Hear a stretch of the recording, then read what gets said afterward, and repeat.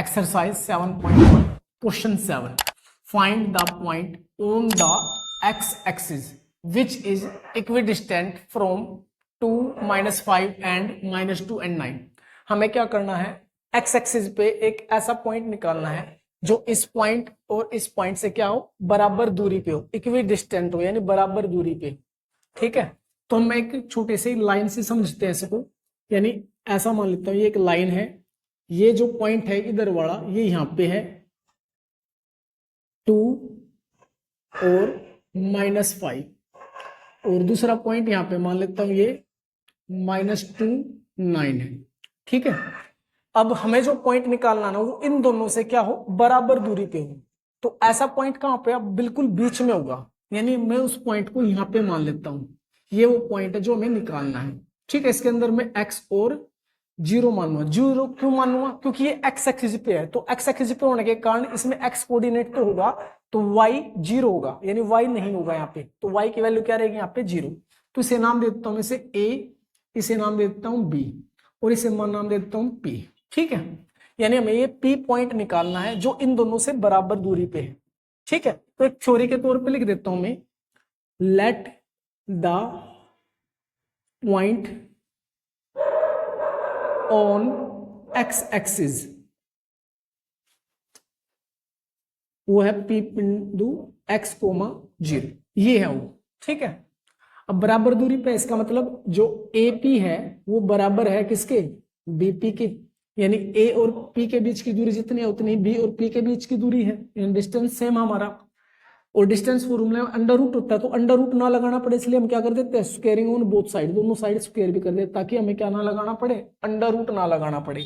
तो अब फॉर्मूला लिखते हैं AP के लिए, x2 माइनस x1 का whole square plus y2 minus y1 का होल स्क्वायर। इसी प्रकार इसके लिए लिखते हैं x2 माइनस x1 का whole square plus y2 minus y1 का होल स्क्वायर। अंडर रूट क्यों नहीं लगा, क्योंकि हमने स्क्वायर कर दिया, स्क्वायर से अंडर रूट कैंसिल हो जाता है। ठीक है, अब वैल्यू देखते हैं, a के अंदर क्या होगा हमारा x1 और y1 होगा, p में x2 और y2 होगा, तो x2 कितना हमारा x, तो x माइनस p, a के अंदर क्या है x2, सॉरी x1 कितना है 2 है स्क्वायर। इसी प्रकार y2 कितना है 0, माइनस y1 कितना -5 है, तो minus minus +5 is equal to, अब यहां से b में क्या होगा हमारा x1 और y1 होगा, p में x2 और y2, तो x2 कितना हमारा x है, माइनस x1 कितना है -2, तो माइनस माइनस प्लस का 2 हो जाएगा, प्लस y2 0, माइनस y1 कितना है 9 का स्क्वायर। ठीक है, वैल्यू रख दी हमने। अब इसे सिंप्लीफाई करो, यहां तो बनेगा a माइनस बी का होल स्क्वायर वाली आइडेंटिटी। तो a माइनस बी के होल स्क्वायर की आइडेंटिटी क्या होती है, वो होती है हमारी a स्क्वायर, यानी a की जगह x है तो x का स्क्वायर लिख रहा हूं, माइनस 2ab, तो 2 a की जगह पे x है और b की जगह पे 2 है, प्लस b स्क्वायर यानी 2 का स्क्वायर।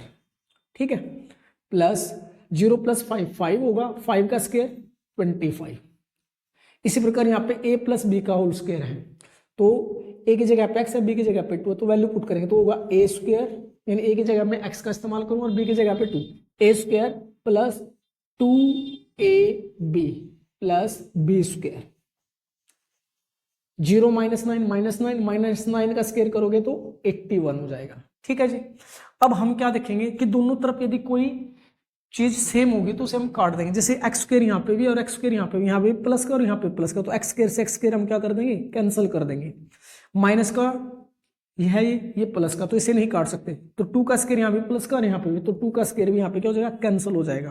तो यहाँ पे कितना बनेगा, इनको सोल्व करके लिखता हूँ, तो माइनस का 4x प्लस का 25, इसी प्रकार इधर देखेंगे तो प्लस का 4x प्लस का 81। अब हम क्या करेंगे, x वाले को x वाले के पास और इसको इसके पास लेके जाएंगे। तो अब यहां पे देखिए -4x है,